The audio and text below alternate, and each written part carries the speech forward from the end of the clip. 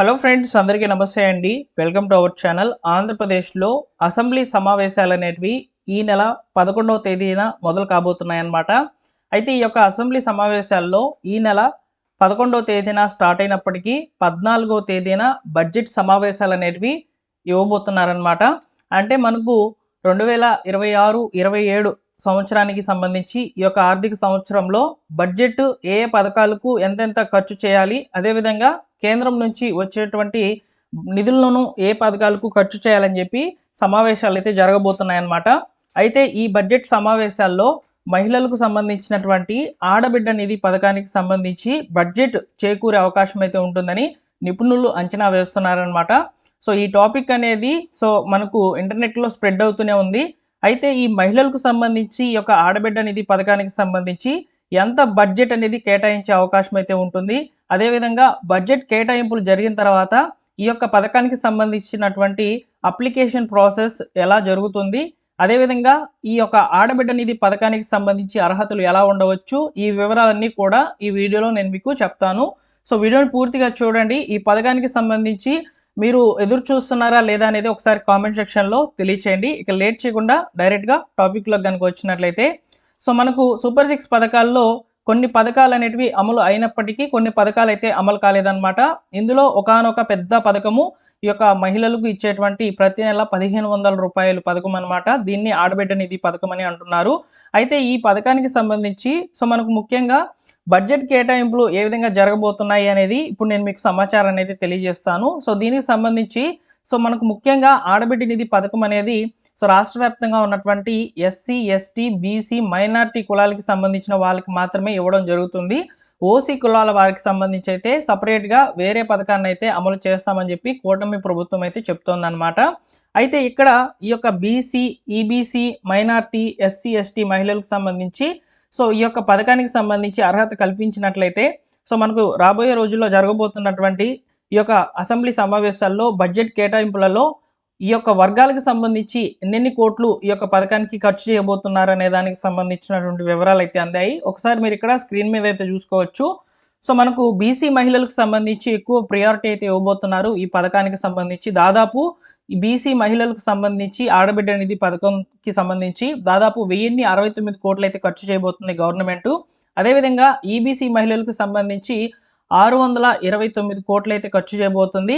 Minority మహిళలకు 83 కోట్లు అయితే ఖర్చు చేయబోతుంది. ఇక ఎస్సీ, ఎస్టీ మహిళలకు సంబంధించి దాదాపు 70 కోట్లు ఖర్చు చేసే అవకాశం అయితే ఉంటుందని చెప్పి ఇక్కడ మనకు సమాచారం అయితే గతంలో వచ్చినటువంటి ఇన్ఫర్మేషన్ ఆధారంగా ఇక్కడ మీకు ప్రజెంట్ చేస్తున్నాను.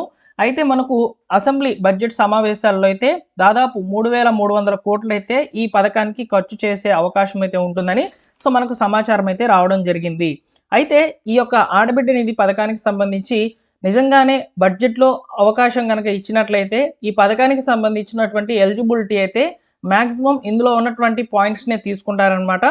ఇవి ఒకసారి చూసుకున్నట్లయితే వయస్సు ఆడబిడ్డలకు సంబంధించి 18 నుంచి 59 సంవత్సరాల లోపలైతే ఉండాలన్నమాట. అలానే రేషన్ కార్డు కలిగి ఉండాలి, ఆంధ్రప్రదేశ్ రాష్ట్ర నివాసితులై ఉండాలన్నమాట మహిళలు.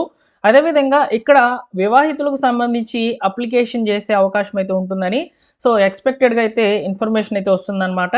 అంటే ఇక్కడ మనకు ఒక రేషన్ కార్డులో ఉన్నటువంటి వివాహితులు అయినటువంటి మహిళలకు మాత్రమే ఈ యొక్క పథకాన్ని అయితే అందించే అవకాశాలు అయితే కనిపిస్తున్నాయి. అదేవిధంగా మనకు మహిళలకు ముఖ్యంగా ఎస్సీ, ఎస్టీ, బీసీ, మైనార్టీ వెనుకబడిన వర్గాల వరకు సంబంధించి మాత్రమే అవకాశం అనేది ఇస్తారు అప్లికేషన్కి సంబంధించి కూడా. అదేవిధంగా అప్లికేషన్ జరిగిన తర్వాత 6 డే వ్యాలిడేషన్ పాయింట్స్ని అయితే అసైన్ చేసి ఫైనల్ లిస్ట్ అనేది రిలీజ్ చేయడం జరుగుతుంది. ప్రస్తుతానికి ఉన్నటువంటి అర్హతలు అయితే ఇలానే ఉన్నాయండి. అయితే మనకు ఈ పథకానికంటే ముందుగా మహిళలకు సంబంధించి నిజంగానే బీసీ మహిళలకు సంబంధించి ఇక్కడ ఈ యొక్క పెన్షన్లు కనుక రిలీజ్ చేసినట్లయితే ఆ పెన్షన్లు అనేటివి 50 సంవత్సరాలకే వస్తాయి కాబట్టి ఈ పథకానికి సంబంధించినటువంటి అర్హత కోల్పోయే అవకాశం అయితే ఉంటుంది. ఎందుకంటే ప్రభుత్వము ఒక్క పథకానికి మాత్రమే అవకాశం ఇస్తుంది, 2 పథకాలను అయితే ఇవ్వదు కాబట్టి.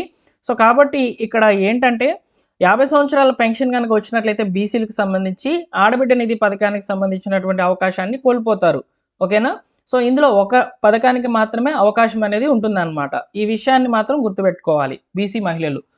ఇలా అర్హతలు అనేటివి పెడతారండి. అదేవిధంగా అప్లికేషన్స్ అనేటివి మ్యాక్సిమం మన యొక్క గ్రామ వార్డు సచివాలయంలో ఉన్నటువంటి అధికారుల ద్వారా అయితే అప్లికేషన్స్ అనేటివి జరుగుతాయన్నమాట. అదేవిధంగా ఈ యొక్క అప్లికేషన్ సంబంధించి మనం అప్లై చేసుకునే సమయంలో ఈ డాక్యుమెంట్స్ అనేటివి కంపల్సరీగా అయితే ఇవ్వాల్సి ఉంటుందన్నమాట. Aadhaar card update history, ration card, కుల ధృవీకరణ పత్రము, పనిచేస్తున్నటువంటి mobile number, bank passbook xerox, passport size ఫోటోలు ఇవన్నీ కూడా ఇవ్వాల్సి అయితే ఉంటుందన్నమాట రిక్వైర్డ్ డాక్యుమెంట్స్లో. సో అదేవిధంగా అప్లికేషన్స్ అనేటివి మనకు బడ్జెట్ కేటాయింపుల తర్వాత అయితే నిజంగా ఈ పథకానికి సంబంధించి ఆడబిడ్డ నిధి పథకానికి సంబంధించి సో మనకు వార్తలు వస్తున్నాయి కదా, 3,300 కోట్లు అనేటివి ఖర్చు చేయబోతున్నారు ఈ పథకానికి బడ్జెట్ అనేది అని చెప్పి. సో అది కనుక వాస్తవంగా కనుక ఇన్ఫర్మేషన్ వస్తే సో ఖచ్చితంగా ఈ పథకానికి సంబంధించిన అప్లికేషన్ ప్రాసెస్ అండ్ ప్రొసీడింగ్స్ అన్నీ కూడా రిలీజ్ కావడం జరుగుతుంది. సో అప్పటి వరకు వెయిట్ చేయాల్సిందే అనమాట.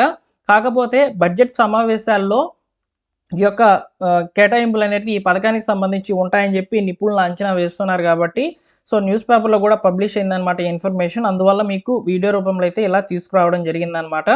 సో మనకు కొద్ది రోజుల్లోనే ఆడబిడ్డ నిధి పథకానికి సంబంధించినటువంటి బడ్జెట్ ఎంత కేటాయింపులు జరుగుతాయి ఏంటి అనే వివరాలు అనేటివి ఇంకా క్లియర్గా అయితే వస్తాయన్నమాట. సో కాబట్టి మీరు వెయిట్ చేయండి, మన ఛానల్ సబ్స్క్రైబ్ చేసుకొని బెల్ సింబల్ని ఆల్ నోటిఫికేషన్తో ఆన్లో పెట్టుకోండి. ఓకేనా? అయితే ఇక్కడ మీకు ఒక డౌట్ రావచ్చు, 6 స్టెప్ వ్యాలిడేషన్ అంటే ఏంటి అని చెప్పి అడుగుతారనమాట కొంతమంది. సో వారికి నేను చెప్పేది ఏంటంటే 6 స్టెప్ వ్యాలిడేషన్ పాయింట్స్లో ముఖ్యంగా సో ఈ యొక్క పథకానికి సంబంధించినటువంటి అప్లికేషన్ని వెరిఫికేషన్ చేస్తారనమాట. ఇందులో భాగంగా ఏమేమి వెరిఫికేషన్ చేస్తారంటే సో వీళ్ళు నిజంగానే ఆంధ్రప్రదేశ్ నివాసితులా కాదా అని చెప్పి అప్లికేషన్ వెరిఫై చేస్తారు. తర్వాత రేషన్ కార్డు ఉందా లేదా చూసుకుంటారు. తర్వాత మూడో పాయింట్ వచ్చేసి సో వీరికి సంబంధించి సో ఈ యొక్క పట్టణ ప్రాంతాల్లో అర్బన్ ప్రాపర్టీ 1000 చదరపు అడుగుల కంటే ఎక్కువగా ఉందా లేదా చూస్తారనమాట.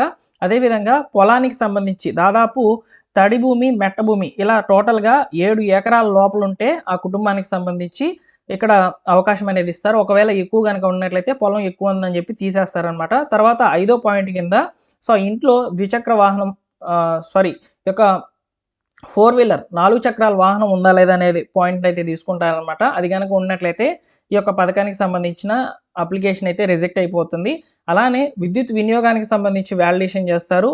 సో మీరు సంవత్సరం క్రితం వినియోగించినటువంటి విద్యుత్ అంతా కూడా సో 300 యూనిట్లకు మించకుండా కనుక ఉండినట్లయితే సరాసరి అనేది సో మిమ్మల్ని ఎలిజిబుల్ లిస్ట్లోకి అయితే తీసుకుంటారు. ఒకవేళ ఎక్కువగా ఖర్చు చేస్తున్నట్లయితే మిమ్మల్ని రిమూవ్ చేస్తారనమాట. అదేవిధంగా గవర్నమెంట్ ఎంప్లాయీ ఉన్నారా, ఇన్కమ్ ట్యాక్స్ పే చేసే వాళ్ళు ఉన్నారా, ఇలా చాలా పాయింట్స్ అనేటివి వ్యాలిడేషన్ కిందకైతే వస్తాయన్నమాట. ఆ వ్యాలిడేషన్లో కనుక మీరు దొరికినట్లయితే మీ యొక్క అప్లికేషన్ని రిజెక్ట్ చేసేసి పక్కన పెట్టేస్తారు. సో కాబట్టి 6 స్టెప్ వ్యాలిడేషన్ అంటే ఇదేనమాట. ఇందులో దాదాపు సో మనకు 7 రకాల ఆప్షన్స్ అనేటివి ఇక్కడ మహిళలకు సంబంధించి అయితే అప్లై చేసి సో వాళ్ళు ఈ యొక్క పథకానికి నిజంగా అర్హులా కాదా అనేది వెరిఫికేషన్ అనేది చేస్తారు. సో మొత్తానికి ఈ పథకానికి సంబంధించి మరికొంత సమాచారం అనేది రాబోతుందన్నమాట. ఇంకొక 5 రోజుల తర్వాత అయితే బడ్జెట్ సమావేశాలు అనేటివి జరుగుతాయి. సో అసెంబ్లీ సమావేశాలు అనేటివి ఉన్నాయి కాబట్టి 14వ తేదీన బడ్జెట్ కేటాయింపులు అనేటివి జరుగుతాయి కాబట్టి ఆ రోజు ఖచ్చితమైన సమాచారంతో మీ ముందుకైతే వస్తాను. ఇప్పుడు ఇవన్నీ కూడా వస్తున్నటువంటి చిన్న చిన్న ఇన్ఫర్మేషన్స్ అనమాట, స్ప్రెడ్ అవుతూ ఉన్నాయన్నమాట.